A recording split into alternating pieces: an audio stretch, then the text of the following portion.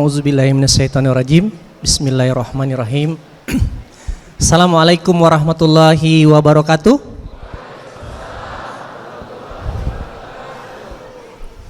Cuma 50 yang jawab salam. Udah makan? Serius? Berarti karena udah makan dan jawab salamnya tidak sesuai dengan jumlahnya, maka saya tambahkan satu doa setelah makan. Bismika Allahumma ya wa amut. Ada 3 tipe salam di dunia ini. 1, salam yang kalau kita jawab itu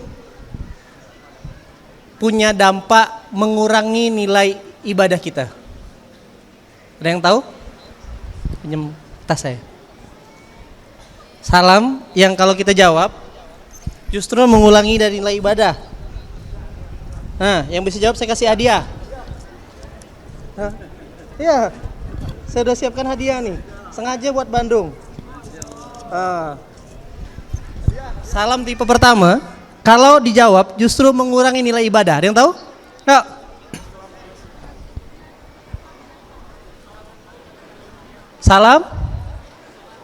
Salam pada sholat. Kan kata imam, assalamualaikum warahmatullah. Antum jangan jawab waalaikumsalam. Kasih 100.000. Tuh kakang belakang. Itu salam tipe pertama. Ada yang jawab? Istri. Oh, istri jawab. Yang kedua salam, yang kalau ketemu itu bahaya justru. Salam kalau antum jawab assalamualaikum, jangan sampai ketemu jawaban salamnya. Salam? Salam sama orang-orang kafir belum? Assalamualaikum ya ahlul kubur. Kalau dia jawab waalaikumsalam. Tanda-tanda 200.000. Kasih Kang. Kasih bagi kan, mana tahu butuh. Biasanya yang lagi salam yang jawab-jawab semangat tuh yang lagi butuh kayaknya. Dari wajah-wajahnya sepertinya terlihat. Wajah jatuh tempo. Nah, salam yang ketiga sebagaimana Allah sampaikan di Quran, salamun qaulam mir rabbir rahim. Surah berapa tuh? Yasin ayat keberapa? Jangan buka handphone. 23? Salah. 36 salah. 63 salah. Enggak boleh buka handphone ya. 55. Salamun qaulam mir rabbir rahim. 58. Ternyata Allah kasih dia. Geser. Nah, kalau kita pengen masuk surga, jadi salam itu ucapan para penghuni surga. Semuanya pengen masuk surga? Berapa orang pengen masuk surga? Yang pengen duluan? Yang pengen duluan? Oh, pengen duluan.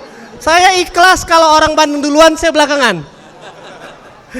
Maka harus semangat kalau semua pengen masuk surga. Saya doakan yang jawab salamnya semangat, semoga Allah sehatkan. Yang jawab salamnya semangat, semoga yang sedang jomblo Allah kasih jodoh yang terbaik. Amin. Pak Mundar, banyak aminnya ya. Kayaknya habis ini kita buat acara ta'arufan masal depan ya. Semoga yang jawab salamnya semangat, rumah tangganya dibahagiakan Allah. Dan terakhir, sepertinya sih enggak. Kayak Al-Murabi ini kayaknya enggak. Tapi wallahu alam. Semoga yang jawab salamnya semangat, yang sedang punya utang Allah lunaskan. I-nya tuh panjang. Assalamualaikum warahmatullahi wabarakatuh.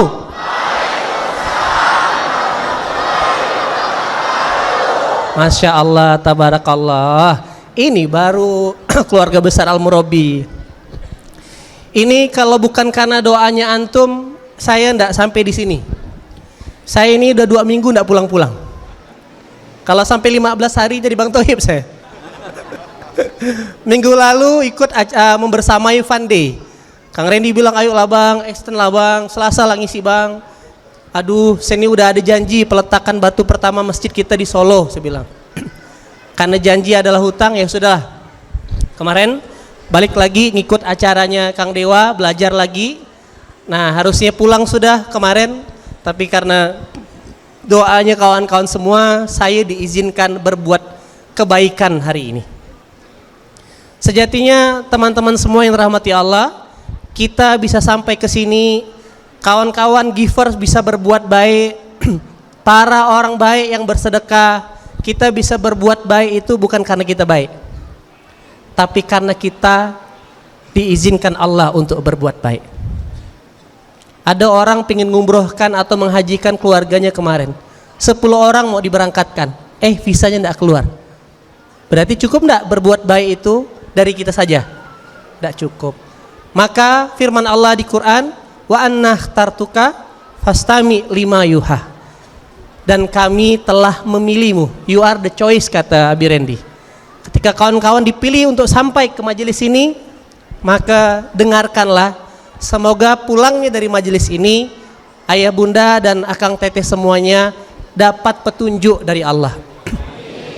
Bukan dari saya cuman forwarder saja. Bersyukur kita kepada Allah dengan sama-sama melafazkan hamdalah, alhamdulillahirabbil alamin, serta bersolawat kita kepada junjungan baginda Rasulullah sallallahu alaihi wasallam. Allahumma shalli ala sayyidina Muhammad wa ala sayyidina Muhammad. Ada yang jaraknya 1 jam dari Al-Murabi? Masya Allah. Yang jaraknya 2 jam? Ada juga. Dari mana, Kang? Hah? Kali Ibun. Oh, ada di Google. 2 jam lebih. Ini pulang lagi nanti. Ya Allah, apa yang dicari di sini? Ilmu, bukan cari jodoh. Ya Allah, semoga dapat rezeki ya Allah. Ya kan? Tadi 100.000 udah ada. Ke KUA sekarang tuh cuma 38.000. Antum langsung bikin status aja di WhatsApp. Saya sudah ada 100.000. Ada kembalian 62.000. Ada yang mau menemankan saya ke KUA? Itu. Sip, jangan jual mahal. Di up. Ini saya lihat sebagian besar anak muda ya. Yang masih jomblo berapa orang? Hah?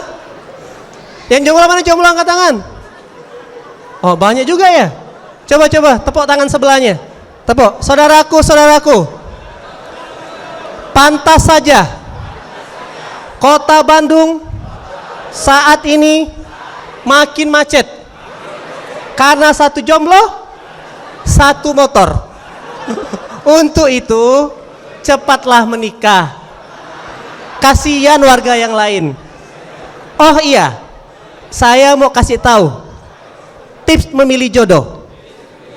Kebanyakan orang memilihnya yang ganteng, yang cantik, yang soleh, yang soleha, yang cerdas. Tapi yang paling penting adalah yang mau sama kamu. Betul nggak? Oh, Ustadz, ajarin dong cara memilih jodoh. Mana yang bagus Ustadz? Bukan yang cantik, yang ganteng, yang soleh, yang mau. Yang apa?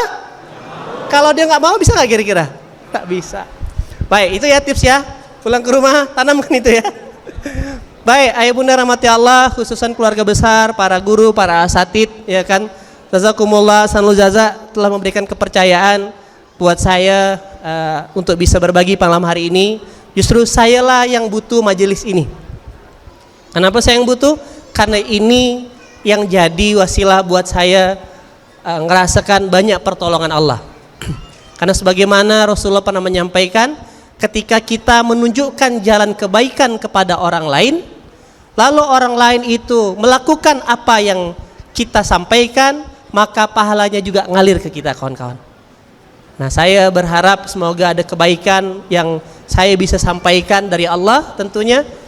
Nah, dan semoga antum yang hadir malam hari ini bukan hanya lagi jadi objek dakwah, harus naik level, jadi pelaku dakwah. Jadi apa?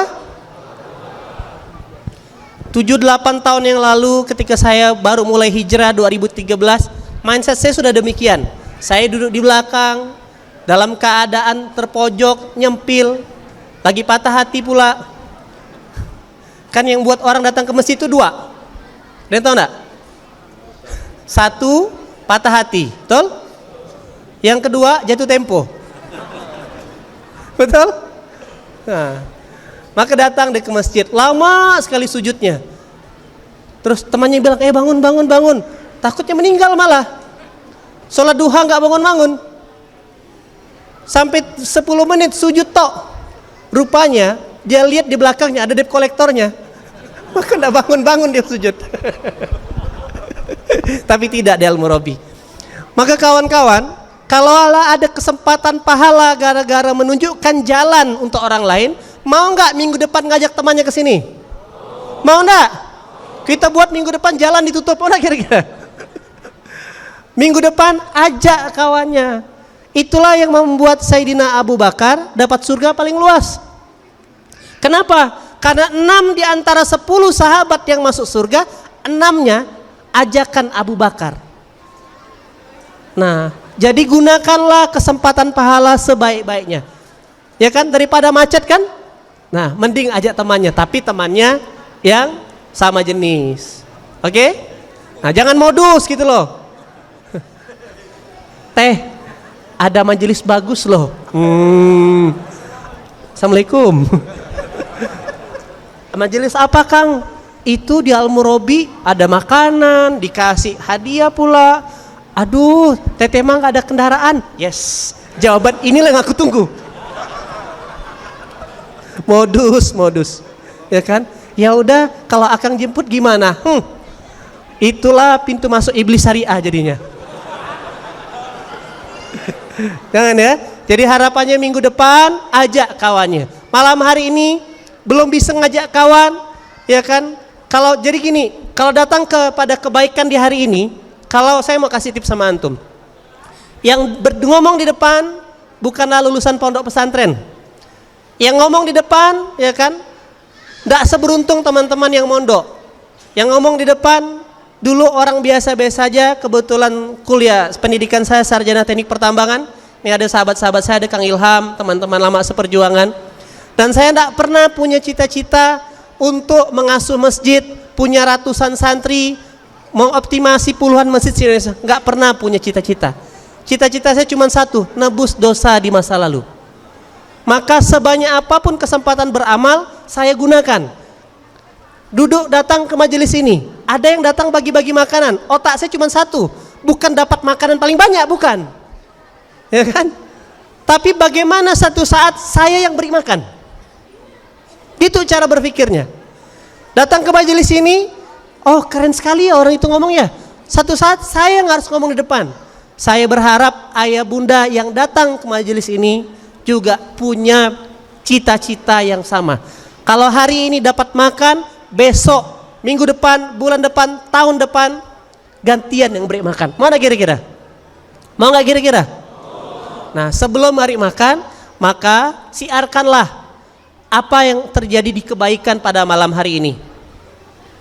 Di surah Ad-Duha, di ayat terakhir, kawan-kawan lihat di surah Ad-Duha. Nih, di surah ke-93, di ayat ke-11. Wa amma binikmati rabbika fahaddis. Dan terhadap nikmat Tuhanmu hendaklah engkau siarkan, engkau nyatakan. Belum bisa berdakwah, pakailah story-nya. Infokan kawan-kawan, ini keren loh, setiap Selasa malam ada di Al-Murabi. Udah belum? Udah belum? Ada kuota enggak? Ya gitu ya. Oke, ini baru mukadimah, belum materi. Baik, malam hari ini kita sesuai dengan materi, dengan flyer yang muncul, bicara judulnya Scale Up Rezeki. Saya ingin tanya, siapa di ruangan ini, di masjid ini yang berharap sampai akhir tahun nanti punya rezeki yang lebih baik? Berapa orang? Katakan saya. Masya Allah. Jangan kuat-kuat, benar. Coba gantian, angkat tangan kirinya. Tepuk kawan sebelahnya. Saudaraku, alhamdulillah, di antara sekian banyak orang baik di kota Bandung ini, kita dipilih Allah untuk dimudahkan datang ke majelis ini.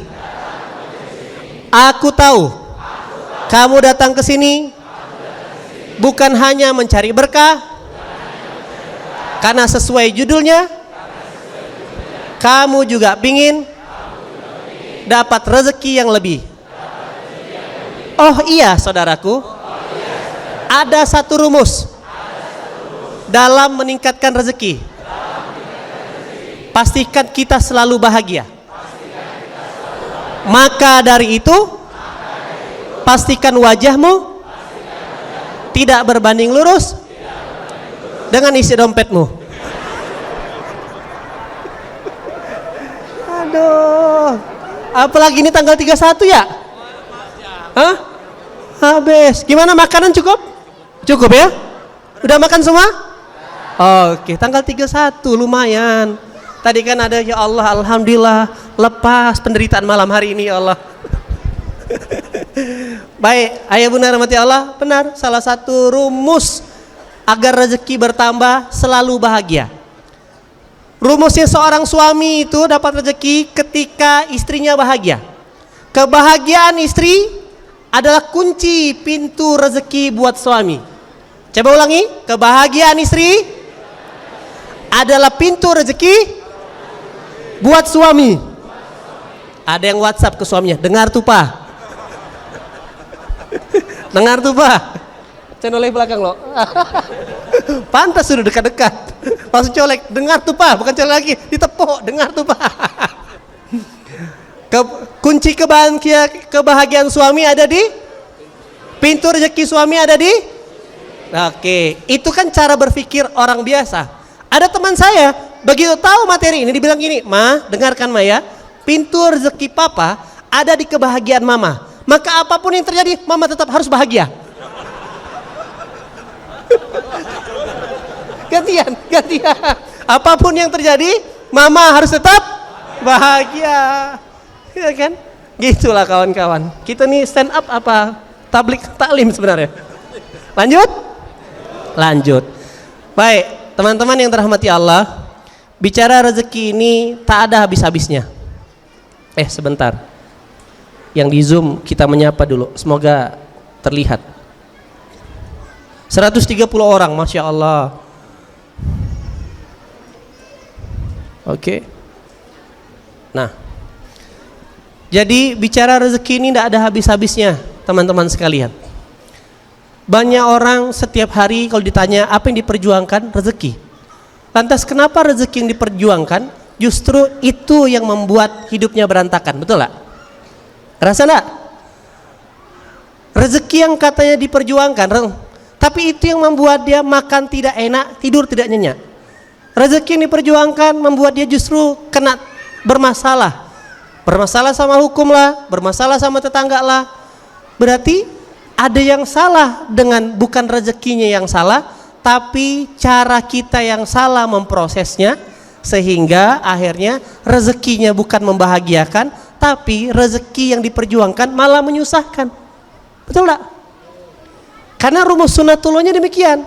Apa yang diperjuangkan, itulah yang akan diuji Allah. Memperjuangkan cinta dan kasih sayang, cinta itulah yang akan diuji Allah. Akhirnya mengalami episode pengkhianatan. Senyum-senyum. Betul tak? Ada yang sedang patah hati? Ada? Oh, saya tahu, pasti lagu favoritnya Cinta Ini Membunuhku. Nah, maka saya mulai dengan satu pemahaman. Mari kita pahami dulu tentang makna rezeki. Apa itu rezeki, kawan-kawan? Oke? Jadi banyak orang kenapa tak bisa dapatkan rezeki karena tidak paham apa itu rezeki. Sebagian orang berpikir rezeki itu sama dengan harta, betul enggak? Walaupun lisannya bilang benar sih, rezeki itu enggak hanya harta, tapi 12 jam waktunya hanya buat cari harta. Nggak datang ke majelis taklim, sorry bro, gua ada meeting malam hari ini. Disuruh buka Quran nggak sempat baca Quran. Allah memanggil hayya 'alas shalah, dia nggak sempat, nanti dulu, ayo sholat kata Allah, ntar dulu nih masih ada klien. Kalaupun dia tahu rezeki itu bukan sama harta, tapi kalau bahasa Kang Dewa, confuse-nya alam bawah sadarnya, ya kan? Justru hanya sibuk mengejar harta. Padahal di Quran rezeki tidak sama dengan harta. Rezeki bahasa Qurannya, harta itu sama dengan mal. Maka rezeki itu adalah kumpulan kebaikan. Apa rezeki? Ada harta, ada apa? Ada ilmu, ada apa? Ada kasih sayang, ada apa? Kasih sayang. Ada sehat, ada apa? Ada persaudaraan. Nah, ada kemuliaan. Nah, ini kan banyak sekali kumpulan-kumpulan kebaikan yang Allah berikan dalam kehidupan kita. Itulah rezeki. Kesehatan, ada pasangan. Nah, nih. Ada anak. Tapi karena ilmunya hanya ilmu yang kita kejar, ilmu yang mendominasi, yang lain tergugurkan. Betul enggak? Hanya harta yang kita kejar, yang lainnya tergugurkan. Akhirnya yang mendominasi cuman harta. Dapat pun dia jadi korun ujung-ujungnya. Maka kumpulan kebaikan itu akan menghasilkan sebuah perasaan namanya sakinah atau ketenangan. Nah, ini parameternya dulu. Jadi kalau hari ini saldo rekening kita menumpuk tak menghasilkan ketenangan, jangan-jangan kita salah mengejar yang dinamakan rezeki. Kalau hari ini gelar yang kita koleksi begitu banyak tapi membuat justru rumah tangga kita tak kunjung bahagia, pasti ada yang salah dengan ibaratkan ini adalah sop. Ya kan? Tadi saya disajikan sop di bawah. Sop itu kan bukan hanya ayam tok, betul? Ada kentangnya, ada wortelnya, ada daun bawangnya, ada jamurnya, ada kuahnya. Kebayang enggak kalau isi dalam mangkok itu cuman ayam tok dan itu tidak ada bumbunya, enak enggak kira-kira? Nah, begitulah kalau hidup cuman harta yang mendominasi. Bukan salah hartanya. Nyambung sampai di sini? Berarti sepakat rezeki bukan sama dengan harta? Oke. Tapi rezeki itu kumpulan kebaikan yang buahnya namanya ketenangan. Nyambung? Oke. Itu satu. Apa itu rezeki? Oke, foto dulu. Dah. Lanjut? Atau cukup sudah? Udah sedikit lah. Oh, jangan. Oh, udah ada batas. Oke. Tadi di briefing sampai jam 8.45 aja katanya. Tinggal 15 menit aja. Cukup lah ya? Oh, salah. Orang baru. 2. Siapa yang punya rezeki? Saya tanya. Siapa yang punya rezeki? Bohong. Siapa yang punya rezeki? Kalau tahu Allah punya rezeki, kenapa kita sering malah bersandarnya dengan makhluk? Betul nggak? Kalau tahu Allah punya rezeki, kenapa yang kita datangi caloknya? Kalau tahu Allah punya rezeki, kenapa ketika Allah memanggil malah kita abaikan? Konslet enggak berarti otak kita? Tapi bukan orang-orang di Bandung mah. Tuh lihat maghrib isya udah penuh. Alhamdulillah. Semoga tiap hari kayak gini. Cukup duitnya? Cukup. Tergantung sidak. Siapa sidak? Oh, saya kan bukan petugas sidak malam ini. Mau enggak kalau tiap malam kayak gini? Rasulullah sama sahabat tuh tiap hari ngajinya. Dan 13 tahun ngaji. Baru berjuang di Madinah di episode membangun kekayaan. Kita baru 2 bulan ngaji, langsung minta mana rezekimu ya Allah. Rasa-rasanya enggak adil, betul enggak? 13 tahun tiap malam, tiap hari bertarbiyah dengan Rasulullah. Nah, maka apa itu rezeki sudah kejawab. Yang kedua, siapa yang punya rezeki? Siapa tadi? Ada ayat sindiran dari Allah. Di surah Yunus ayat ke-31. Ini Allah nyindirnya dah enak sekali. Saya tuh kalau baca ayat ini malu-malu sendiri kawan-kawan.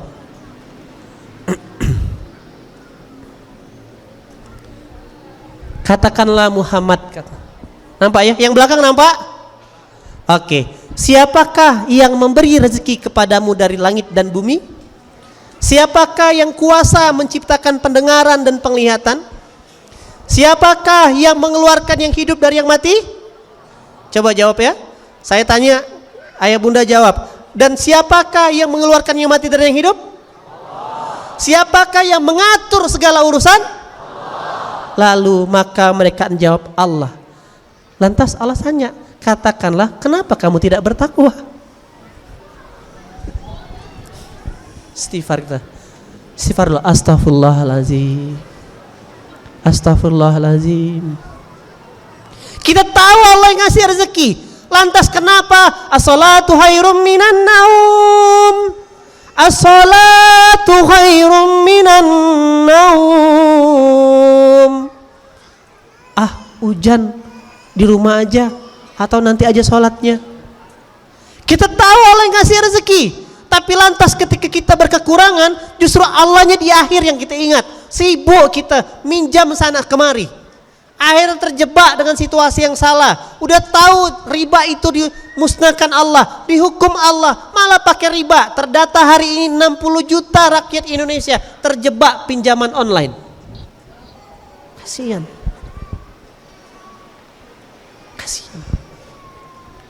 Kenapa demikian? Dia tahu tapi tidak beriman, teman-teman. Maka Allah cuma bilang, aku yang mengatur segala urusan. Coba ya, coba merenung sebentar. 2018, 19, 20, 21 sudah lewat. Kadang anak-anak milenial atau orang-orang profesional suka buat resolusi, betul enggak? Bikin perencanaan. Sudah banyak enggak strategi yang kita aturkan, tapi ternyata tak membuat hidup kita jadi benar, tapi justru berantakan, betul? Maka inilah waktunya. Sampaikan kepada Allah, ya Allah, hamba nyerah ya Allah. Sudah lama hamba mengatur hidup hamba, malah tak pernah teratur. Silahkanlah engkau yang aturkan ya Allah. Terserah engkau ya Allah. Nah, kalau Allah yang sudah mengatur, maka janjinya tak pernah kita itu disusahkan. Coba lihat, di mana janjinya? Surat Toha ayat 2. Kami tidak menurunkan Al-Quran kepada Muhammad agar engkau jadi susah. Tidak ada niat Allah bikin aturan di Quran itu untuk menyusahkan kita. Sebagaimana kampus ternama ITB. Ada nggak ITB itu setiap tahun buka pendaftaran yang niatnya mendeo mahasiswa? Silakan daftar dan kami siapkan pendeo terbaik, drop out. Ada nggak kira-kira?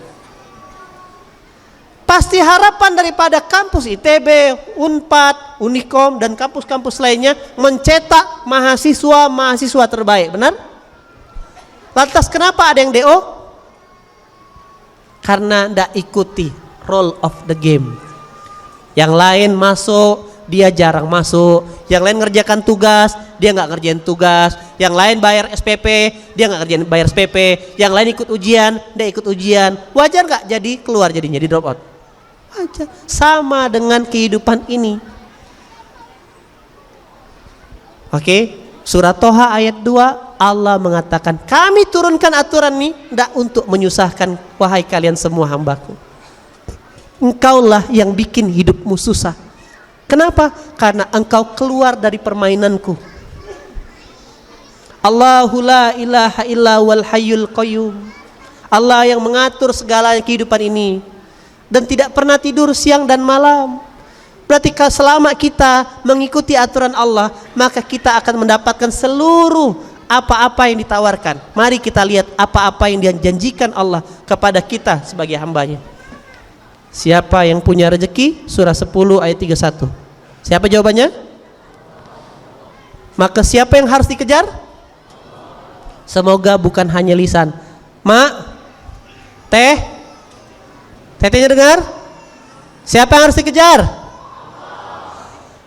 Kalau awal bulan transferan belum masuk, siapa yang harus dikejar? Iya ke? Besok tanggal 1. Kalau amplop belum dikirim, belum dikasih, transferan dari suami belum sampai, siapa yang harus dikejar? Gak pede jawabnya. Allah yang harus dikejar. Nyambung sampai di sini? Sampai di sini kita menemukan gak kesalahan kita jadinya? Kesalahan pertama, kita menganggap rezeki itu bukan hanya harta toh. Wajar akhirnya hidup kita tidak bahagia. Ingat, rezeki itu bukanlah nominal, tapi rezeki itu apa yang bisa kita nikmati hari ini. Punya uang 100 miliar di rekening pun, apakah kita makan satu malam 1 miliar? Paling banter 100 ribu, benar? Kayak gitu. Nah, orang ngejar angka banyak, dia lupa mengejar yang lain karena porsi tenaga, waktu, pikirannya cuma ngejar angka. Rezeki itu apa yang kita nikmati, bukan yang kita miliki. Coba ulangi. Rezeki itu apa yang kita nikmati, bukan yang kita miliki. Ada orang punya banyak mobil, koleksinya 20 mobil. Apakah dalam satu perjalanan langsung 2 nyetir kayak gitu? Enggak. Punya 10 rumah, 20 villa. Apakah setiap jam gonta-ganti tidur? Enggak. Tapi rezeki itu apa yang kita nikmati. Sibuk untuk memiliki, lupa menikmati. Coba ulangi. Sibuk untuk memiliki, lupa untuk menikmati. Banyak enggak kayak gitu? Cari duit untuk ngilangin stres. Coba ulangi. Mohon maaf. Cari duit sampai stres. Begitu duitnya dapat, untuk ngilangin stres. Dialah orang stres. Tapi bukan di sini. Ini cerita orang-orang di atas Gunung Cermai lah gitu. Dari duit sampai stres. Begitu dapat duit untuk ngilangin stres. Dialah orang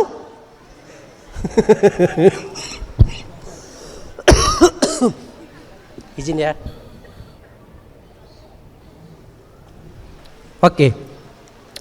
Jadi rezeki itu tidak sama dengan pakemnya ini, kebahagiaan. Ini yang dikunci. Pakemnya. Kalau rutinitas kita hari ini tak mengantarkan kita kebahagiaan, pasti ada yang salah. Kenapa bahagia pula? Karena ini yang menjadi kunci buat masuk surga. Surah 89 ayat 27 sampai 30. Ya ayyatuhan nafsul mutmainnah irji'i ila rabbiki radiyatam mardiyah fadkhuli fi ibadi wadkhuli jannati. Apa kata Allah? Wahai jiwa-jiwa yang tenang. Bukan wahai jiwa-jiwa yang kaya. Bukan wahai jiwa-jiwa yang cerdas. Bukan wahai jiwa-jiwa yang pintar, yang punya pangkat, bukan. Jiwa-jiwa yang tenang. Masuklah ke surgaku dengan ridhoku. Kau ridho, aku ridho. Sini masuk. Itu kenapa ending yang harus dikejar adalah ketenangan. Nyambung sampai di sini? Oke. Yang kedua tadi, siapa yang punya rezeki? Allah. Yang ketiga, apa yang Allah tawarkan? Apa yang teman-teman sedang perjuangkan, tidak perlu antum dalam artian memperjuangkan mati-matian. Sebenarnya itu sudah menjadi tawaran dari Allah. Apa itu? Satu, Allah, coba ya kita lihat ayat ini. Surah An-Najm, surah ke-53 dari ayat ke-43. Lihat nih ya, padanan kata.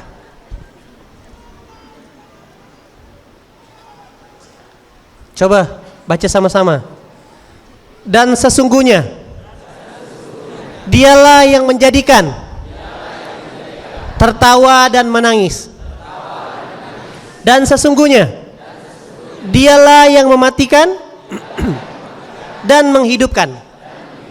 Dan sesungguhnya dialah yang menciptakan laki-laki dan perempuan.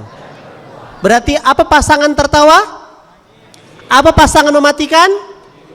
Apa pasangan laki-laki? Di ayat berikutnya Allah bilang, dan dialah yang menciptakan kekayaan. Apa pasangannya? Siapa yang bilang kemiskinan? Berapa orang? Angkat tangan. Gak apa-apa, angkat tangan. Udah dengar ya? Alhamdulillah. Tuh ayat 48. Dialah yang memberikan kekayaan dan kecukupan. Tak ada orang miskin, Akang Teteh semuanya. Kata kuncinya ingatlah, kita itu di posisi pasif, penerima, receiver. Dialah yang memberikan kekayaan dan kecukupan. Jadi kalau ini benar, berarti benar gak? Kalau tertawa dan menangis, kita pernah tertawa dan kita menangis, benar? Berarti benar kita ciptaan Allah. Ada yang mati, ada yang baru lahir, benar?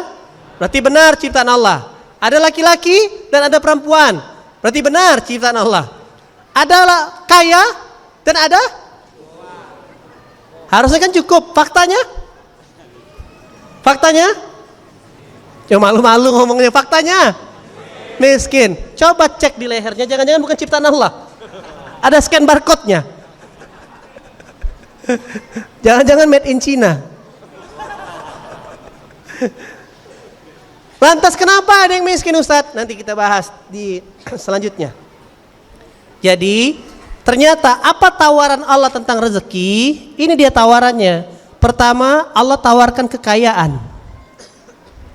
Surah 53 ayat 48. Ingat, kekayaan itu Allah yang tawarin. Yang kedua, Allah tawarkan jodoh. Surah An-Naba ayat ke-8. Wa khalaqnakum ajwaja. Dan kami ciptakan kamu berpasang-pasangan. Jadi jodoh adalah tawaran dari Allah. Dan kalimatnya, dan kami yang menciptakan kamu berpasang-pasangan. Selalu posisi kita tuh pasif, receiver, penerima. Yang ketiga, Allah yang menciptakan kebahagiaan. Di surah Ar-Rum ayat ke-21. Ini ya nih. Mana yang datang sama pasangannya, suami istri berapa orang? Yang datang sama pasangan. Oke, ingat, catat ayat ini baik-baik. Ini ayat yang akan menikah dan yang sudah menikah. Janji Allah buat orang yang mau menikah kan banyak kekhawatiran. Jadi buat para jomblo rahimakumullah, khususnya para ikhwan fillah, kenapa ente belum nikah? Ya gimana Ustadz, ana nih belum punya kerjaan ditakutkannya. Nanti kalau ditanya mertua, gimana Ustadz? Tanyalah mertua. Pertanyaan gimana? Kamu mau kasih makan apa anak saya? Jawablah, kasih makan nasi. Nggak mungkin tiwul, kentut-kentut nanti dia. Ini loh janji Allah, surah An-Nur, surah 24 ayat ke-32 kata Allah. Nah ini para jomblo fokus dengan ayat ini. Dan nikahkanlah. Jadi bapak-bapak, ibu-ibu yang sudah berumah tangga, apalagi yang punya anak, itu ayatnya. Nikahkanlah, bukan nikahilah. Mama, ada ayat di Quran tuh mah disuruh nikahkanlah. Tapi boleh juga Maya nikahilah. Orang-orang yang masih membujang di antara kamu dan juga orang-orang yang layak menikah dari hamba-hamba sahayamu yang laki-laki perempuan, jika mereka miskin kata Allah, Allah akan memberikan kemampuan. Karena mereka dengan karunia-Nya. Ada yang beberapa terjemahan, kalau dia miskin nanti Allah yang cukupkan. Allah yang kayakan. Saya ngalamin. Saya nikah waktu itu cuma modal 500.000 dengan 40 anak yatim. Karena waktu itu lagi terperosok-perosoknya, lagi punya hutang 200 juta. Masa enggak punya hutang enggak berani? Sholat malam udah, ngaji udah, minta doa anak yatim udah, ketemu sama guru saya, ente belum nikah, maka ikhtiar ente tidak maksimal. Wah gitulah dia. Secapek-capek ente beribadah cuman separuh aja nilainya, makanya segera menikah. Macam mana mau menikah lagi punya hutang? Untunglah waktu itu Allah kirimkan, ya kan, ada bidadari yang sangkut, ya kan, ketemu sama saya, ngobrol pertama kali. Oh ternyata kan saya punya hutang 200 juta. Lalu ada seorang akhwat, ya kan, membangun bisnis di Pontianak, rupanya juga sama, sedang dalam episode dikejar-kejar hutang. Salah manajemen, kena tipu, beliau yang harus nanggung. Menyuplai satu produk ke kebun, sama oknum koperasi dibawa kabur, tapi beliau harus bayar ke supplier-suppliernya, ke penanam-penanam modalnya. Akhirnya ngobrol, cerita-cerita, ya kan? Dia cerita. Lanjut tak ceritanya nih? Oh, kan yang muda-muda langsung. Saya tanya, ibu ngapain ke Pontianak? Ya, saya dalam rangka cari rezeki dan cari jodoh sebenarnya. Wih, jauhnya. Ya, soalnya saya gara-gara hutang ini, masalah ini akhirnya ditinggal nikah dengan calon suami saya. Dalam hati saya kasihan sekali. Sama juga dengan saya sebenarnya. Mulai modus. Lalu akhirnya beliau tanya ke saya, ya kan, Bapak kapan, Ibu kapan mau nikah? Ya secepatnya lah. Tanya balik, kalau Bapak kapan mau menikah? Kami pertemuan dalam sebuah seminar. Lalu saya bilang, kalau ada lah ya perempuan tuh mau dinikahi dengan di surau dengan modal 500.000, saya mau, kata dia. Salah ngumpan, kata dia. Langsung saya saudarakan tangan, nikah yuk, saya bilang. Sesederhana itu pernikahan kami. Nggak ada would you marry me, mana ada, bullshit semua itu. Mempersiapkan would you marry me, ditunggu tanggal-tanggalnya, rupanya dia sudah genggaman dengan tangan yang lain, dah sudah. Harusnya aku yang di sana, ya kan, lagu Armada jadinya. Dalam hati saya waktu itu, dia pikir ketika beliau menceritakan hutang 2 miliar, saya tuh kaget dan bakalan menolak. Dia enggak tahu strategi saya. Strategi saya adalah, siapa lagi perempuan yang mau dengan laki-laki yang punya hutang 200 juta selain perempuan yang punya hutang 2 miliar. Gitu strateginya kalau jomblo. Dicari. Sekarang banyak loh yang DM istri saya itu, anak-anak mahasiswi terutama yang terjebak pinjol, dicari ahwat yang lagi dikejar pinjol. Ya kan, berarti punya utang. Antum enggak punya utang, menang antum. Kok jadi cerita ke situ kita ya? Kasihan, saya lihat wajah-wajah jomblo nih, kasihan. Harus dimotivasi sedikit. Nah, maka balik lagi, jodoh sudah Allah tetapkan. Kebahagiaan juga sudah Allah jamin. Tadi ingat, kunci setelah menikah Allah kayakan. Lalu kenapa ada orang setelah menikah tidak kaya-kaya? Kita lihat surah Ar-Rum ayat ke-21.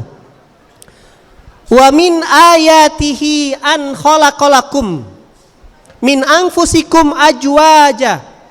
Dan di antara tanda-tanda kebesarannya, kata Allah, Dia menciptakan pasangan-pasangan untukmu dari jenismu sendiri. Litaskunu ilaiha, agar kamu makin condong, makin dekat sama Allah. Inilah tujuan daripada menikah yang Allah inginkan sebenarnya.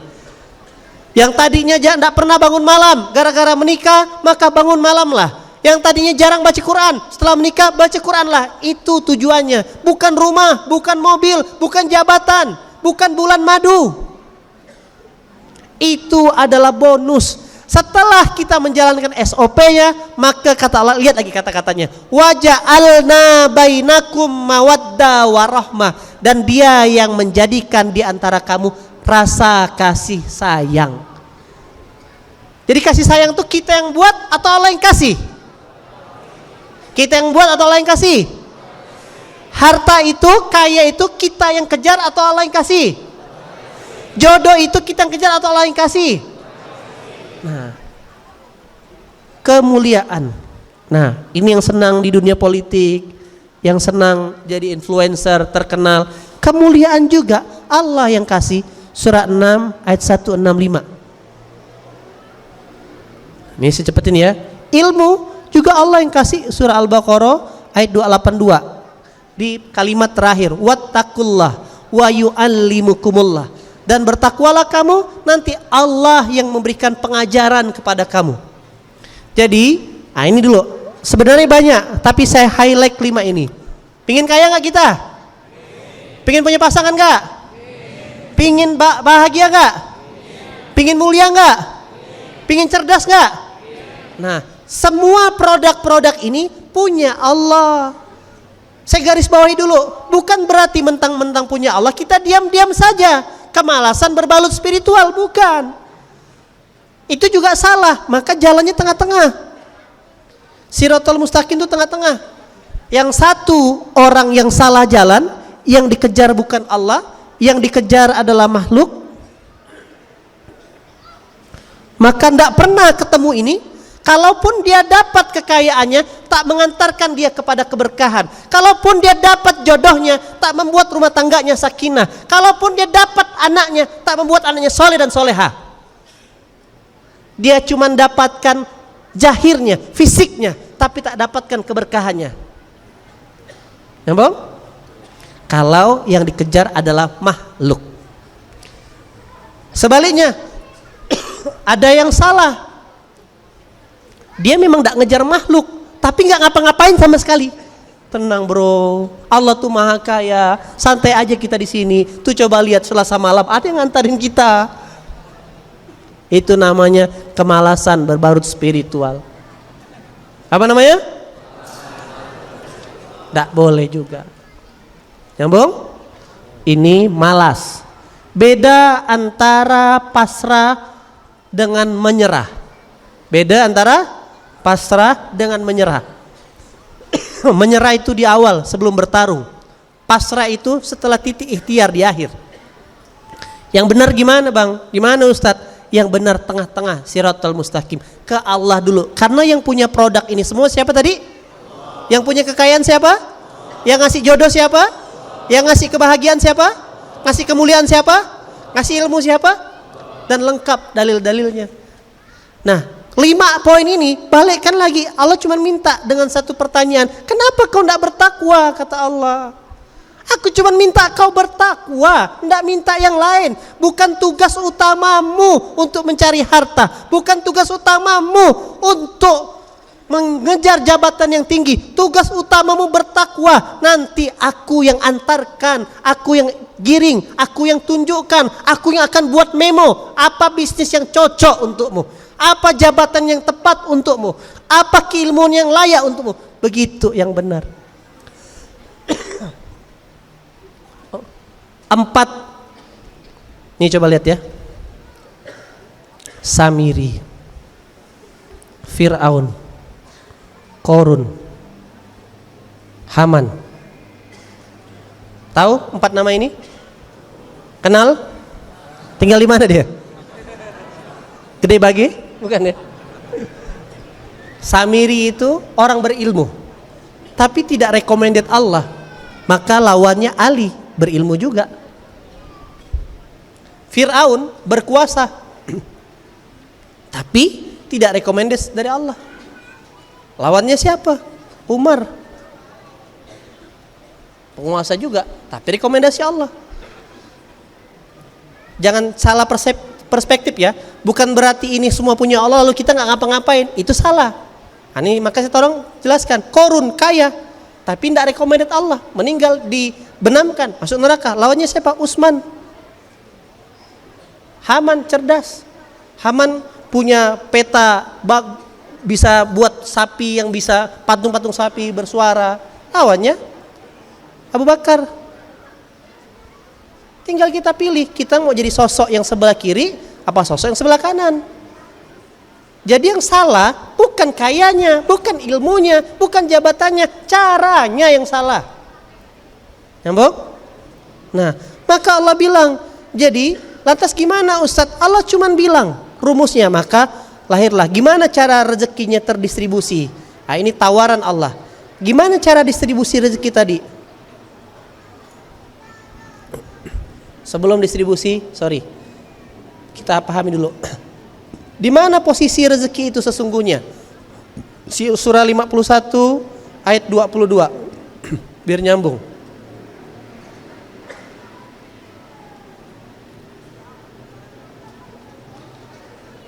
Coba baca sama-sama. Ayat 22. 1, 2, 3 artinya aja. Dan di langit terdapat sebab-sebab rezekimu dan apa yang dijanjikan kepadamu. Jadi seluruh penentuan MOU tentang jodoh kita, MOU tentang kekayaan kita, MOU tentang kemuliaan kita itu di langit. Maka jalan untuk menuju ke langit itu adalah takwa. Dari takwa itulah akhirnya Allah yang nunjukkan bisnis yang apa yang cocok buat kita, pekerjaan apa yang sesuai dengan kompetensi kita. Ayah bunda yang dirahmati Allah, saya untuk sampai di posisi ini sudah melewati lebih daripada 10 kebangkrutan dalam usaha. Pernah jualan emping, pernah jualan calo tiket pesawat, pernah jual buka warnet, laundry, cucian motor, jualan snack, macam-macam. Dan alhamdulillah semuanya berhasil ditutup dengan husnul khotimah. Dulu 2000 sampai 2013. Begitu saya dalam kondisi sadar duduk ngerenung, perasaan sahabat Rasulullah tuh gak capek-capek bener, tapi kok kaya raya ya? Itulah kesadaran dulu yang saya munculkan. Kok Utsman tuh kaya sekali? Kok Umar bin Khattab itu nggak ngapa-ngapain saja punya pasif income 70.000 ladang pertanian, kalau dirupiahkan 244 miliar. Kita udah kerja siang, malam kerja lagi, nggak kaya-kaya. Malah nambah catatan hutang. Betul? Janganlah keras-keras. Ada enggak yang ngerasa kayak gitu? Nah, berhentilah sejenak, jangan lanjutkan. Muhasabah, apa yang salah dengan hidupku ya? Oh, akhirnya sampailah saya dapat kesimpulan, saya menjalani hidup dengan aturan saya, bukan dengan aturan Tuhan saya. Itu dulu cara berpikir. Kita ini hamba apa Tuhan? Hamba apa Tuhan? Tapi coba lihat tingkah kita. Tingkah kita kayak Tuhan. Datang ke Allah setelah selesai sholat, bukan tanya, wahai Tuhan, coba mohon maaf ya, yang punya staff, yang punya karyawan, yang punya mungkin orang-orang asisten rumah tangga yang bantu di rumah, maka perkataan yang paling menyenangkan untuk atasan ketika staff menanyakan, bos, kira-kira apa yang bisa saya bantu hari ini? Betul nggak kira-kira?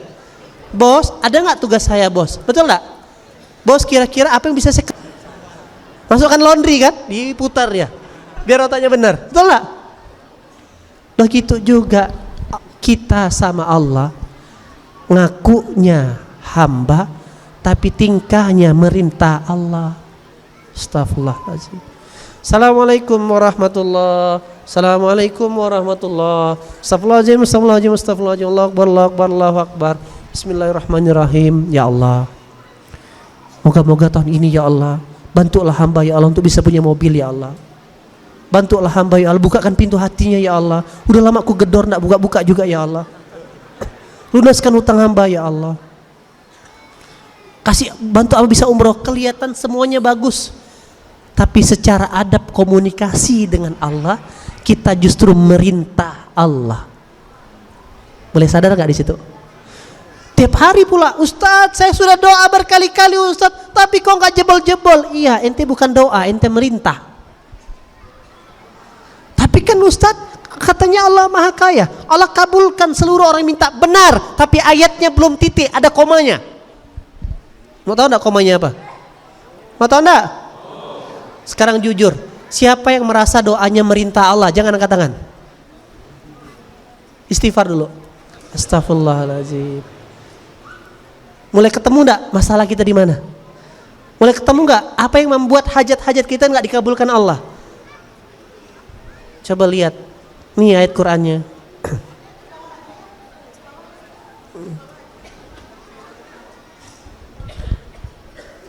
Wa iza sa'alaka ibadi anni fa inni qarib ujibu da'watad da'i idza da'an falyastajibu li wal yu'minu bi la'allahum yarsudun. Dan apabila hamba-hambaku bertanya kepadamu Muhammad tentang aku, maka katakanlah sungguh aku dekat. Aku kabulkan permohonan semua orang yang berdoa apabila dia berdoa kepadaku. Belum selesai ayatnya. Falyastajibu li wal yu'minu bi. Hendaklah mereka memenuhi perintahku dan tetap percaya kepada aku. Inilah passwordnya, S dan K-nya itu falyastajibu li wal yu'minu bi. Kita fokusnya cuma doa toh, tapi ndak mau cari tahu apa yang diinginkan Tuhan kita, ndak mau cari tahu apa perintahnya. Saya datang lamar ke Masjid Al-Murabi, Pak Mandar saya yang lamar. Saya ini security, saya ini punya pengalaman certified, saya bekas CIA. Tolong terima saya punya intelijen yang tajam. Harapan saya bekerja supaya dapat gaji 3 juta misalkan.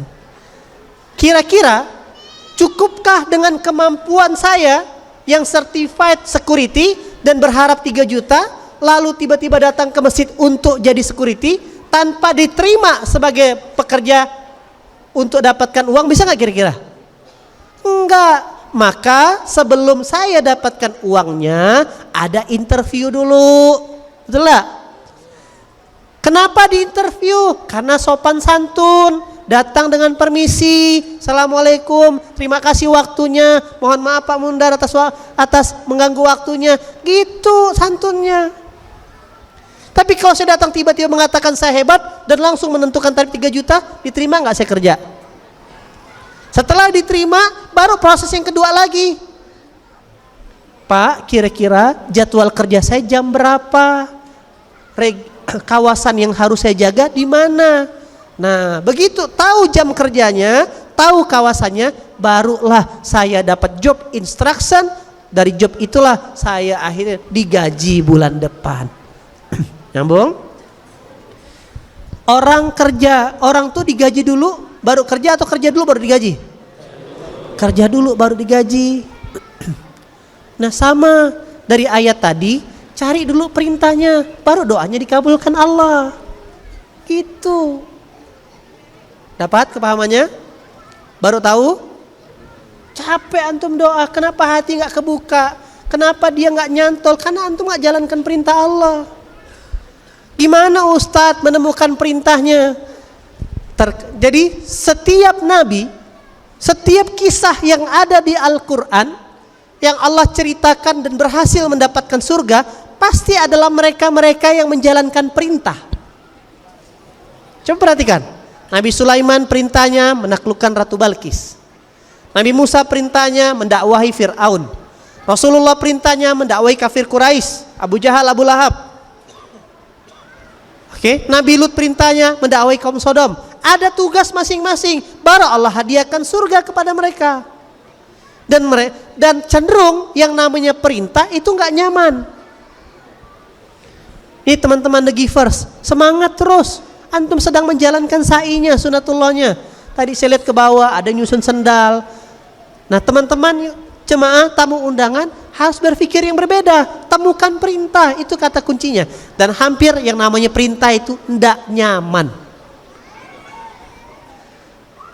Mana yang belum pulang ke rumah dari kantor datang sini, ada enggak?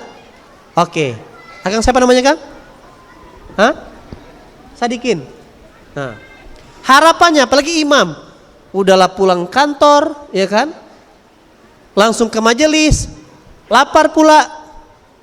Pulang ke rumah, berharap istri masak, begitu buka tudung saji, ada kertas. Mohon maaf, mama lagi ada arisan keluar. Papa GoFood aja ya. Sama tolong jemput anak ya, Pak.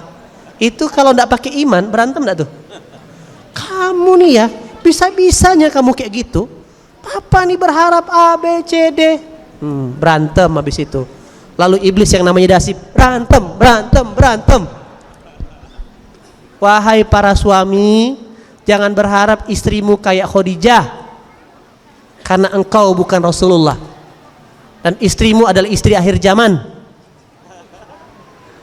Sebaliknya wahai para istri, jangan berharap suamimu kayak Rasulullah karena engkau juga bukan Khadijah. Ini baru gak bentar-bentar, baru gak nonton video YouTube Ustadz tokoh nasional, nonton Ustadz Adi Hidayat, nonton Ustadz Khalid, lalu ngebandingkan dengan suami. Pak, jadi suami itu harus kayak gini Pak. Mana bisa?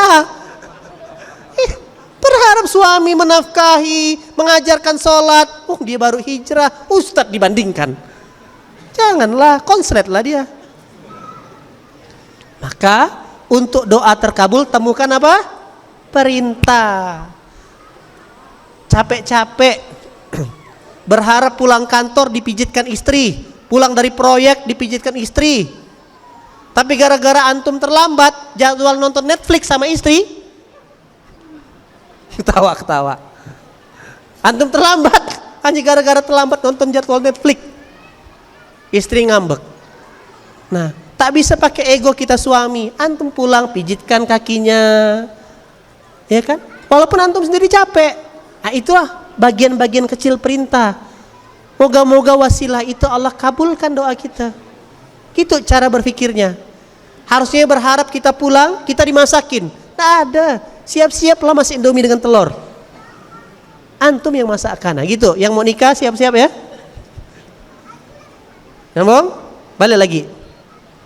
Jadi posisi rezeki itu ada di mana? Langit.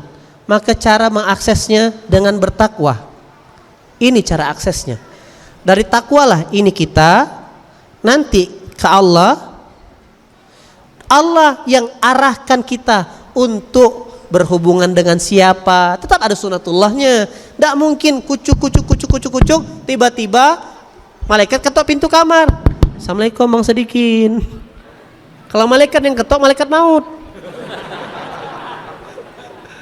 Tidak mungkin. Ada sunatullahnya. Lagi santai-santai, tiba-tiba dapat WhatsApp, bro, besok temankan aku yuk. Ada tamu dari luar negeri datang, cari hunting lahan di Bandung. Oh iya ya, baik, Anda jemput ya besok ya. Tidak ada hubungannya memang. Dia tadi sholat malam, tidak ada hubungannya dan dia tidak kepikiran cara begitu. Dia doa, Bang Sadikin doa, ya Allah, semoga tahun ini ya Allah, hamba nggak tahu cara gimana. Hamba pingin sekali ya Allah bisa mengumrohkan orang tua. Di 2/3 malam dia angkat tangannya. Dia tempuh jalur takwa. Selesai dia sholat, dia baca Quran. Ya Allah, semoga Engkau terima. 5:30 temannya bilang, Kin, temankan aku yuk. Ada tamu datang lagi cari lahan, kurang lebih 5.000 meter persegi di kota Bandung. Jalan-jalan, kebenaran nih. Paman gua lagi jual tanah. Itu tadi cerita sahabat saya Bang Hakim. Lagi jatuh-jatuhnya keluar dari kampus mau usaha, udahlah keluar dari kampus ya kan, mimpinya tinggi, pengen punya usaha properti, lagi punya utang waktu itu. Ketika memperbaiki hubungan sama Allah, pamannya, Kim tolong carikan om kos-kosan, om mau usaha properti bangun kos-kosan, dapat proyek lumayan untuk nyicil hutang. Gitu cara sunatullahnya seperti itu ayah bunda rahmati Allah. Tetap ada sunatullahnya. Oke? Nah, tapi aksesnya ke langit dulu nembaknya. Nanti Allah yang akan arahkan dengan siapa kita bermuamalah. Dengan kemana kita untuk dapatkan ilmunya. Nyambung sampai di sini? Oke, saya ulangi. Nomor 1, rezeki tidak sama dengan harta. Coba ulangi. Parameter rezeki adalah bahagia. Nomor 2, yang punya rezeki adalah Allah. Allah yang mengasih kekayaan. Allah yang ngasih jodoh. Allah yang ngasih kebahagiaan. Allah yang ngasih kemuliaan. Allah yang ngasih ilmu. Nah, ini sudah Allah siapkan kado-kadonya buat kita. Oke? Tugas kita adalah apa tadi? Bertakwa. Udah. Gitu dia. Dagang, kerja, bagian daripada bertakwa. Buat para pengusaha, menjadi pengusaha profesional wajib sebilang. Ada nggak dalilnya? Ada. Faiza qudiyatis sholatu fantasiru fil ar Setelah selesai sholat, bertebaranlah ke muka bumi untuk mencari karunia Allah. Tapi itu baru satu di antara perintah Quran yang lain. Perintah jadi kaya itu baru satu. Ada 6.236 perintah, 6.236 ayat. Antum kebayang begitu ketemu malaikat di kuburan, dia buka filenya, kita cuma menjalankan 100 perintah, berani menuntut surga. Alhamdulillah. Ada perintah makmurkan masjid atau bab 18. Ada perintah muliakan anak yatim, surah Al-Maun. Ada perintah ngasih makan orang, surah Al-Insan. Ada perintah menyedekahkan kepada kerabat fakir miskin, Al-Baqarah 215. Semuanya akan dicek sama malaikat besok. Siap kita? Wahai saudaraku, kenapa tiba-tiba diam? Semuanya di ruangan ini insya Allah mati atau pasti mati kira-kira? Kira-kira kalau semua perintah dituntut Allah di kuburan, apa yang mau kita jawab? Maka daripada itu, ya kan, mintalah sama Allah sebelum wafat bisa menjalankan seluruh perintahnya. Mahasiswa itu lulus 144 SKS, benar? Bisa nggak 100 SKS lulus kalau S1? Bisa. Begitu juga ayat Quran. Di balik perintah itu tuh ada reward ridho yang kita tidak tahu. Oh ternyata Allah ridho sama kita memakmurkan masjid, itulah jadi tiket surga kita. Ternyata Allah ridho sama kita ketika kita muliakan orang tua, itulah tiket surga kita. Cara yang terbaik adalah kejar, jalankan, lakukan semuanya. Nah, maka perintahnya adalah bertakwa. Apa perintahnya? Nah, ini penjelasan takwa panjang lagi, bisa 2 jam sendiri. Karena selama ini orang tuh cuma memahami takwa, menjalankan perintah dan menjauhi larangan, betul? Masalahnya apa perintahnya? Betul nggak? Nggak didetailin apa perintahnya. Saya lapar, mau makan. Kalau cuma makan, cuma bilang tolong belikan saya makan, yang datang adalah cilok misalkan. Padahal saya pingin makannya nasi pecel lele. Error nggak jadi perintahnya? Itu kenapa manusia terkaya di dunia? Tahu manusia terkaya di dunia? Tahu nggak siapa? Siapa manusia terkaya di dunia? Nabi Sulaiman. Doanya unik. Coba perhatikan. Manusia terkaya di dunia saja itu berdoa kepada Allah, ya Tuhanku, Rabbi auzi'ni an askuro nikmatakalati, karuniakanlah aku nikmat agar aku bisa mensyukuri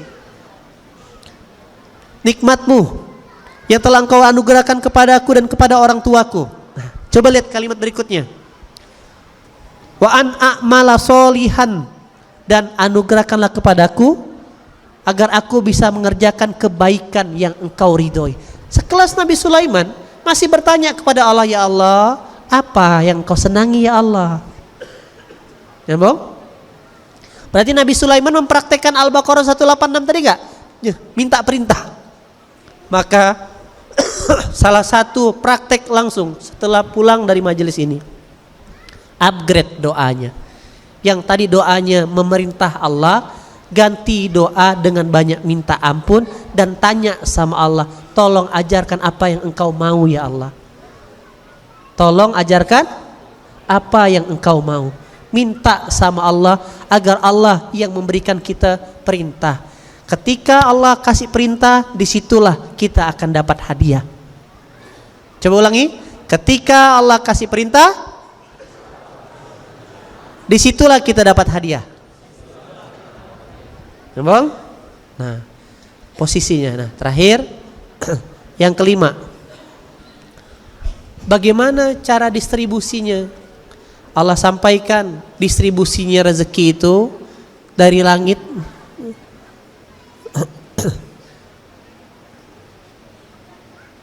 Nah, analoginya seperti ini.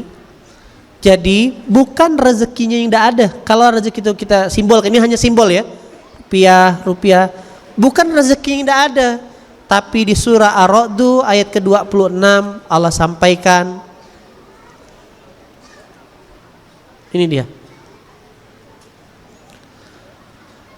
Allah melapangkan rezeki bagi siapa yang Dia kehendaki dan membatasi rezeki bagi siapa yang Dia kehendaki. Oke? Jadi bukan rezeki yang tidak ada. In level 1 kayak gini. Pola yang kedua, ya kan? Ada tipikal manusia. Nah, ini dia. Yang masalah apa? Pipa rezekinya dibatasin. Ada lumpur, ada batu, ada apa, sehingga akhirnya yang sampai ke bawah netes. Bukan rezeki dia nggak ada, tapi dibatasi. Kenapa? Inilah yang namanya maksiat. Ini yang membuat rezeki kita jadi terbatas. Ada seorang mendatangi Imam Hasan Al-Basri. Imam Hasan, tempatku sudah lama tidak hujan. Apa yang harus kulakukan Imam? Minta ampunlah, beristighfarlah. Datang lagi orang yang kedua. Imam Hasan, tempatku, aku ini sudah lama berusaha tapi gagal terus, bangkrut terus. Ya kan? Beristighfarlah, minta ampunlah kepada Allah. Imam Hasan, ya kan? Aku tidak punya anak, sudah lama menikah. Beristighfarlah, minta ampunlah kepada Allah. Imam Hasan, aku ini kebun-kebunku sudah lama gagal panen. Banyak warga di kampung kesusahan dan kelaparan. Minta ampunlah, beristighfarlah. Akhirnya muridnya datang, wahai Imam Hasan, aku dengar tadi percakapan setiap orang yang bertanya kepadamu dengan masalah yang berbeda, tapi kenapa engkau mengatakan suruh minta ampun? Wahai muridku, bukan aku yang mengajarkan. Allah sudah memerintahkan dan Allah sudah sampaikan di surah Nuh, surah ke-70, juz 1, ayat 10 sampai 12. Fakultus taghfiru rabbakum. Minta ampunlah kepada Tuhanmu. Innahu kana ghafara. Sesungguhnya Dia Maha Pengampun. Apa hadiahnya? Yursilis samaa'a 'alaikum midrara. Kami turunkan hujan yang sangat lebat. Kejawab enggak orang pertama tadi? Kejawab. Yang kedua, ayat 12, wa yumdidukum bi amwali wa banin. Dan kami akan lipat gandakan harta, wa banin, anak-anak. Kejawab orang kedua dan ketiga. Wa yaj'al lakum jannatin. Dan kami kasih dia kebun-kebun. Wa yaj'al lakum anhar, yang mengalir sungai-sungai di bawahnya. Kejawab orang keempat. Satu amalan 4 hadiah. Coba ulangi. Satu amalan 4 hadiah. Apa amalannya? Apa amalannya? Kalau diingat-ingat, kita nih lebih banyak dosanya kah atau lebih banyak pahalanya kawan-kawan? Kalaulah kita sadar kita berdosa, harusnya mendatangi Allah, banyak minta ampun kah atau banyak nuntutnya? Faktanya kita nuntut, kita minta hak kita atau minta ampun banyaknya? Mulai ketemu masalahnya di mana sekarang? Maka pulang dari majelis malam hari ini, banyak-banyaklah minta ampun kepada Allah. Banyak-banyaklah mohon ampun. Kita masih diberi kesempatan hidup saja sudah bersyukur. Nabi Adam yang jelas-jelas tinggal di surga saja, hanya gara-gara satu kesalahan diusir dari surga. Lantas betapa pedenya kita yang banyak salahnya tapi yakin masuk surga kawan-kawan. Inilah alasan terbesar kenapa rezeki kita tidak bertambah-tambah. Kenapa rumah tangga kita tidak ketemu kata-kata bahagia. Kenapa anak kita belum bisa menjadi anak yang soleh dan soleha. Kenapa pasangan kita belum juga kunjung menjadi qurrata a'yun yang menyenangkan hati. Bukan salah suami, bukan salah istri, kitanya yang salah karena maksiat yang kita buat, karena dosa yang kita buat. Udahlah salah, dengan percaya diri minta haknya. Maka ini jadi pengingat, jadi reminder kita. Sampai kapanpun ketika kita masih punya masalah dengan Tuhan kita, jangan berharap kita bisa mendapatkan hak kita sepenuhnya. Tapi teman-teman semua yang rahmati Allah, ketika kita mampu melakukan keputusan atau tindakan yang benar, akan respon dari kehidupan kita insya Allah. Maka ini PR-nya. Saya tuh kalau ngasih majelis selalu kasih PR agar pulang tahu yang mau dilakukan. Mau? Satu, upgrade doanya. Apa yang diminta jadinya? Apa yang diminta? Belajarlah dari Nabi Adam di surat 7 ayat ke-23. Rabbana zolamna anfusana wa ilam taghfir lana wa tarhamna lanakuna minal khasirin. Nabi Adam diusir dari surga, tak ada kata-kata dia untuk minta balik ke surga. Nabi Adam berpisah dengan istrinya, tak ada kata-kata di Quran dia minta jumpa dengan istrinya. Yang dia minta apa? Ampunan. Ya Allah, hamba yang zalim ya Allah. Kalau kau tak ngampunkan hamba, hamba jadi orang yang merugi. Indah benar kata-kata Nabi kita. Kisah Nabi Adam. Harusnya kita belajar. Siapa lagi? Kisah Nabi Yunus. Nabi Yunus tuh bukan berdosa, artinya bukan salah kayak Nabi Adam melanggar aturan. Ternyata di level Nabi, di level orang yang bertakwa, maksiat tuh bukan hanya melanggar, ngambek juga maksiat. Nabi Yunus kan ngambek, betul? Nah, maka mak-mak jangan ngambek. Kalau Nabi Yunus kena telan perut ikan paus, nah kita mungkin kena telan perut ikan buntal kayaknya. Tidak boleh ngambek. Kalau ngambek justru kena hukum sama Allah. Lahirlah doa, masuk perut ikan, 3 kegelapan malam di bawah laut dalam perut ikan. Tak ada Nabi Yunus bilang keluarkan aku dari perut ikan ini, tidak ada. Doanya la ilaha illa anta subhanaka inni kuntu minaz zalimin. Ada kesamaan dari dua doa ini. Doanya mengakui kezoliman, hamba yang zolim ya Allah. Yang ketiga, Nabi Musa di surah yang Allah sebutkan, surah Al-Qasas ayat 16. Ini dia. Kau lihat tuh, Nabi Musa berdoa, inni zolamtu nafsi farfirli faghfaralahu. Sesungguhnya aku telah menzolimi diriku dan ampunilah aku. Nabi Musa juga minta ampun. Dan terakhir Nabi Sulaiman juga minta ampun. Surat 38 ayat 35. Nah, ini yang bisa jadi oleh-oleh buat Akang Teteh semuanya. Semoga dengan kepahaman tentang Quran, jadi kalau mau memulai memperbaiki rezekinya dari mana? Perbaiki doanya. Janganlah jadi hamba yang menuntut, tapi jadilah hamba yang banyak minta perintah dari Allah. Nyambung sampai di sini? Mulai sadar? Sadar kita bersalah? Wajar rezekinya ketahan? Wajar jodohnya ketahan? Wajar rumah tangganya belum sakinah? Karena ingat, bahagia, kaya, ilmu bukan kita yang punya. Yang punya siapa? Lalu kenapa tadi tidak sampai ke kita? Gara-gara ada apa di sini? Maksiat. Bagaimana cara membersihkan maksiat? Dengan cara minta ampun. Itulah dia. Chapter 1. Modul ini sebenarnya 8 jam saya nyampaikan. Ada lanjutannya, tapi paling tidak pulang malam hari ini Akang Teteh dapat pengetahuan. Mau dilanjutkan apa cukup ya? Cukup? Sampai jam berapa? Jam 12? Oke, Akang di depan, saya pulang ke hotel. Nah, tidak apa-apa, pelan-pelan dulu praktek. Moga-moga ada jodoh panjang, ada rezeki, ya kan, berjodoh nanti 2030 saya bisa kesini lagi. Nah, itu dulu. Nanti ada lanjutannya. Nah, sedikit lah, spill sedikit lagi. Boleh? Kaidahnya. Tadi nomor 5, apanya distribusi rezeki.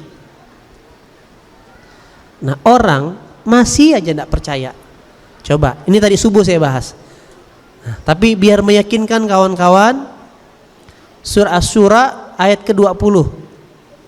Coba baca. Baca sama-sama 1, 2, 3. Barang siapa yang menghendaki keuntungan di akhirat, maka akan kami tambahkan keuntungan itu baginya, kata Allah. Dan barang siapa yang menghendaki keuntungan dunia, maka kata Allah kami berikan sebagian saja. Ayat ini sudah cukup menjelaskan kalau orientasimu akhirat, maka ku kasih lebih. Tapi kalau orientasimu dunia, jabatan saja, harta saja, aku kurangi bahkan jatah yang sudah kutetapkan kekayaan untukmu. Apa analoginya? Gini analoginya. Misalkan, Akang sama namanya Kang? Faisal. Kuliah? Oh, di mana? Asli Bandung. Purwakarta. Kang Faisal bilang, "Bunda, Ma, saya ini ada studi tour. Ma, saya izin ya, malam ini mau keluar sebentar. Mau kemana nak? Ke warung depan atau ke mall." Dikasih 50.000 sama mak. "Ma, saya izin Ma ya. Mau kemana nak? Ke Surabaya. Ada apa? Ada studi tour, ada pembelajaran di sana." Dikasihnya 500.000. Betul? Beda nggak? Jarak kalau cuman ke dalam kota dengan jarak luar kota, biaya yang dibutuhkan. Beda nggak kira-kira? Nah, inilah analoginya. Biar nyambung. Masuk? Masuk Pak Eko. Kalau jarak tempuhnya cuman dunia, maka yang dikasih Allah cuman segini rezekinya. Kalau jarak tempuhnya akhirat, maka bahan bakarnya banyak. Shadaqallahul azim. Nah, ini kalau dijelaskan panjang, 2 jam lagi. Nanti lah ya 2030, oke? Begitu saya sudah ngalamin, saya sudah merasakan, dan Allah tidak bohong dengan janjinya. Begitu saya memperbaiki hubungan sama Allah, kita saja mendatangi gubernur. "Assalamualaikum Pak, permisi Pak, mohon maaf mengganggu waktunya." Betul nggak bahasa kayak gitu? Masa mendatangi Allah, "Assalamualaikum, assalamualaikum ya Allah, tolong ini, tolong itu," seperti ngomong sama OB. Betul nggak? "Tolong ini Kang, tolong ini Bang, tolong ini Kak." Itulah kesalahan terbesar kita. Bukan rezeki antum tidak ada, bukan proyeknya nggak ada, bukan jodohnya tidak ada, bukan rezeki hartanya tidak ada, bukan revenue-nya tidak ada, bukan omsetnya tidak ada, bukan pembelinya tidak ada, tapi Allah yang tahan gara-gara maksiat yang kita buat. Nah, langkah nomor 1, pulang hari ini detox namanya, bersih, minta ampun. Nanti kalau izinkan kita jumpa lagi, saya bahas apa amalannya. Mau? Mau enggak? Nah, insyaallah, mohon doanya. Semoga Allah izinkan. Tapi ini aja kalau kawan-kawan praktekkan, jatah rezeki antum yang sangkut-sangkut itu sudah Allah turunkan. Karena dia udah turun dari langit, cuma nyangkut gara-gara maksiat kita. Maka apa PR-nya malam hari ini? Banyak-banyak apa? Istighfar, minta ampun. Datangi Allah lewat pintu sholat tepat waktu. Datangi Allah lewat pintu Quran. Datangi Allah lewat pintu taklim. Datangi Allah lewat pintu ngasih makan orang dengan niat cuman minta ampun. Ayah bunda, akang teteh yang dirahmati Allah, maka inilah momen waktu kita untuk hijrah, untuk berubah. Inilah momen untuk kita memperbaiki komunikasi kita sama Allah. Bahkan saya kalau dalam kondisi sadar mengatakan tidak berani meminta apa-apa. Masih diberikan hidup saja itu sudah lebih daripada cukup. Kebayang gak kalau Allah mecat kita? Na'udzubillah. Kebayang gak kalau kita tuh wafat masih dalam kubangan maksiat? Kebayang gak kalau kita wafat masih penuh dengan hutang riba? Kebayang gak kalau kita wafat catatan dosa zina kita belum diampunkan Allah? Kebayang gak kalau kita wafat lisan yang pernah menyakiti orang itu dan membuat orang itu akhirnya insecure, itu kita bawa dalam kuburan, dan di akhirat orang itu komplain ke Allah, "Orang ini pernah menzolimi saya ya Allah." Lalu dengan santainya kita masih saja menuntut hak kita. Maka malam hari ini pulang ke rumah masing-masing, banyak-banyaklah istighfar, banyak-banyaklah minta ampun. Karena hanya dengan minta ampun itulah Allah akan kasihkan karunia-Nya. Mari kita beristighfar. Astaghfirullah Abal baroya. Astaghfirullah minal hatoya. Lanjut terus. Ya Allah ya Rahman ya Tuhan kami ya Allah, dengarkanlah permohonan ampun kami malam hari ini ya Allah. Ya Allah ya Rahman ya Tuhan kami ya Allah, kami datang ke majelis ini penuh dengan dosa dan maksiat ya Allah. Ya Allah ya Tuhan kami ya Allah, maafkan kami yang salah memperlakukan Engkau sebagai seorang hamba ya Allah. Astaghfirullah minal. Pakai kejamkan matanya, rasakan istighfarnya pakai hati. Astaghfirullah Rabbal baroya. Astaghfirullah minal khatoya.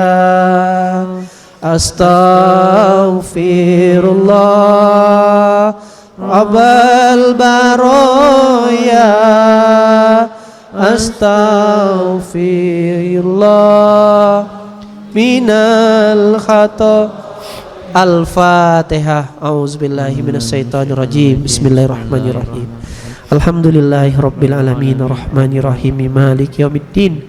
Iyyaka na'budu wa iyyaka nasta'in ihdinas siratal mustaqim siratal ladzina an'amta 'alaihim ghairil maghdubi alaihim waladdallin. Rabbana zalamna anfusana wa illam taghfir lana wa tarhamna lanakuna minal khasirin. La ilaha illa anta subhanaka inna kunna minaz zalimin. Allahumma innaka afuwun karim tuhibbul afwa fa'fu anna ya karim. Rabbana farfir lana zunubana wa kafir anna sayyiatina wa tawaffana ma'al abrar. Ya Aziz ya Ghaffar ya Rabbal alamin. Ya Allah ya Rahman ya Tuhan kami ya Allah, saksikanlah kami yang ada dalam rumah-Mu malam hari ini ya Allah adalah hamba-hamba yang ingin punya hidup yang lebih baik ya Allah. Maafkan kami ya Allah, dalam perjalanan untuk dapat hidup yang lebih baik justru malah mengabaikan Engkau ya Allah. Maafkan kami yang dalam perjalanan minta hidup yang lebih baik ini ya Allah justru mencederai dan menyakiti Engkau ya Allah. Maafkan kami ya Allah yang berharapkan kekayaan, ilmu dan kekuasaan ya Allah, tapi justru ya Allah tak punya adab kepada Engkau ya Allah. Kami sibuk saja dengan keinginan kami. Kami lupa bahwasanya kami ini hamba ya Allah. Kami lupa kami ini budak ya Allah. Kami lupa kami ini hina dari setetes mani ya Allah. Kemana-mana bawa kotoran dalam perut kami ya Allah dan mati jadi bangkai ya Allah. Betapa bodohnya kami ya Allah. Yang kami minta hanyalah keinginan kami ya Allah. Pantasan saja kekayaan kami perjuangkan justru ini membuat kami hina dan sengsara ya Allah. Karena kami lupa ya Allah, maafkan kami ya Rabb. Maafkan kami yang mengaku hamba tapi bertingkah seperti Tuhan ya Allah. Maafkan kami ya Allah, yang mendatangimu hanya ketika ada kepentingannya saja ya Allah. Ya Allah, betapa baiknya Engkau ya Rabb, betapa maha pengasih dan maha penyayangnya Engkau ya Allah. Jika bukan karena rahmat dan kasih sayang-Mu ya Allah, amat sangat mudah Engkau untuk menghilangkan kami dari muka bumi ini ya Allah. Tapi jangan Kau cabut nyawa kami di saat kami seperti ini ya Allah. Jangan Kau cabut nyawa kami ya Allah di saat tumpuan maksiat belum kami bersihkan ya Allah. Apa yang akan kami katakan kepada malaikat-Mu kelak ya Rabb?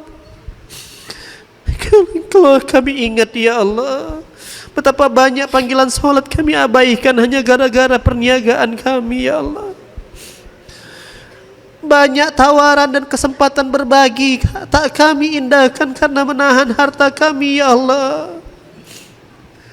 Banyak kesempatan untuk bisa memuliakan orang tua tapi kami sibuk dengan teman-teman kami ya Allah. Ampun ya Allah. Masih pantaskah kami ada di dunia ini ya Allah? Malu kami minta surgamu ya Allah. Malu kami minta surgamu ya Allah. Tapi kami takut akan siksa nerakamu ya Rabb. Kami takut dengan api nerakamu yang panas ya Allah. Makasih ya Allah, masih memberikan kepercayaan kepada kami untuk hidup di muka bumi ini ya Allah. Makasih ya Allah, masih Engkau tutup aib-aib kami ya Allah. Terima kasih ya Allah, Kau masih berikan kami bernafas hari ini ya Allah. Kau tidak azab kami ya Allah. Kau hanya tahan sedikit rezeki kami ya Allah. Jadikanlah malam hari ini malam momen titik balik kami ya Allah, untuk menjadi hamba yang Engkau inginkan ya Rabb. Ya Allah, berjuang mati kedua orang tua kami besarkan kami ya Allah.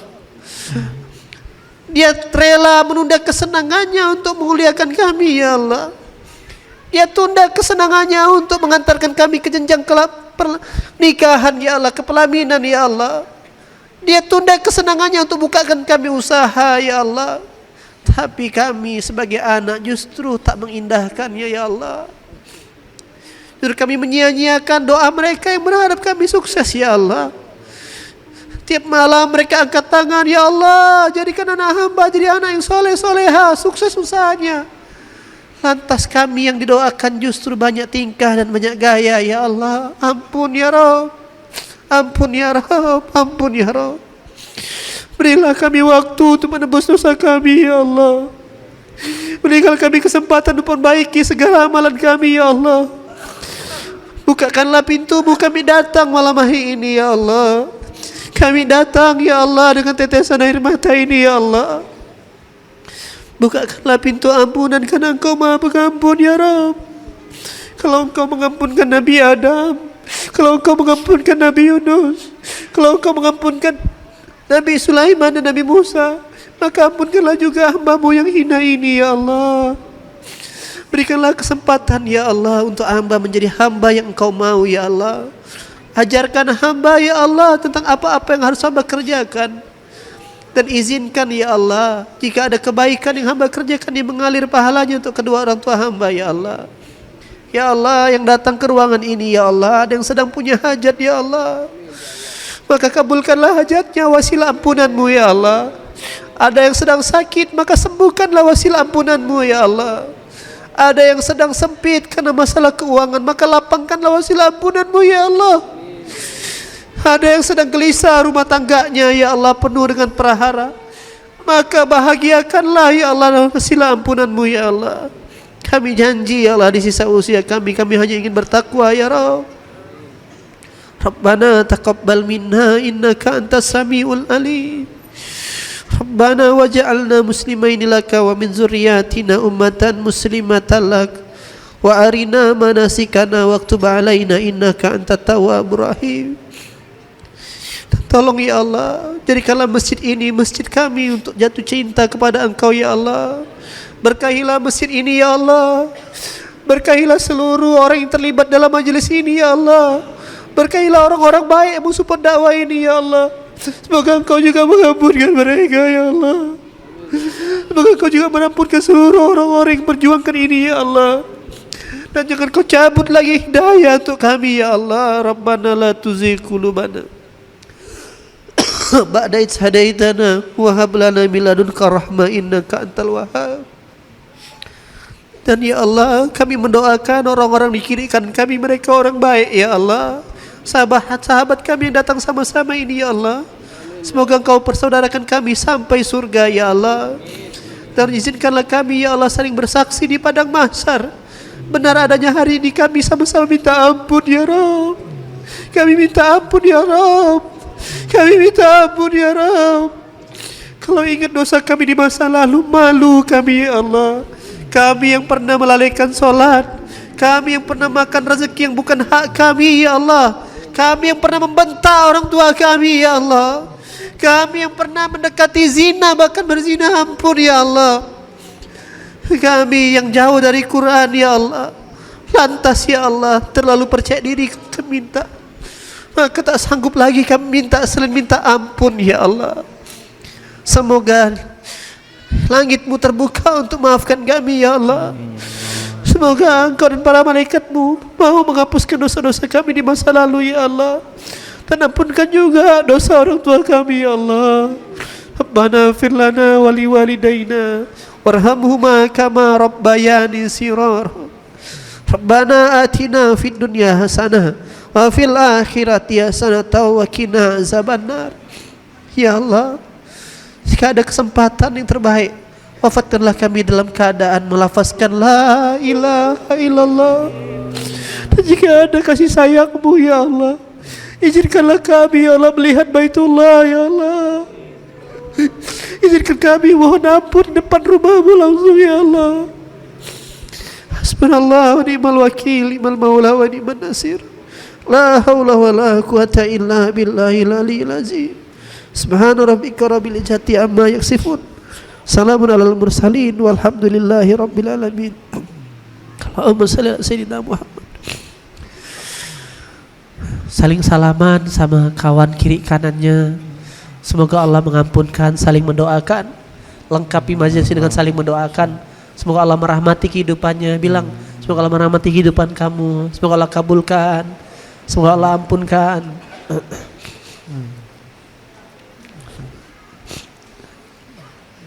Air mata ini, kawan-kawan, air mata iman. Air mata yang menetes karena mohon ampun akan memadamkan api di neraka. Kalau ketemu lagi momen seperti momen ini tidak bisa diulang, maka Allah sudah sampaikan,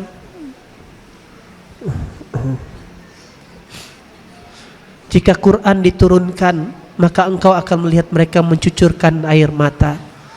Maka doa ketika dapat nikmat, lezatnya iman, ketika dengar Quran meresap ke hati kita, coba ikuti saya.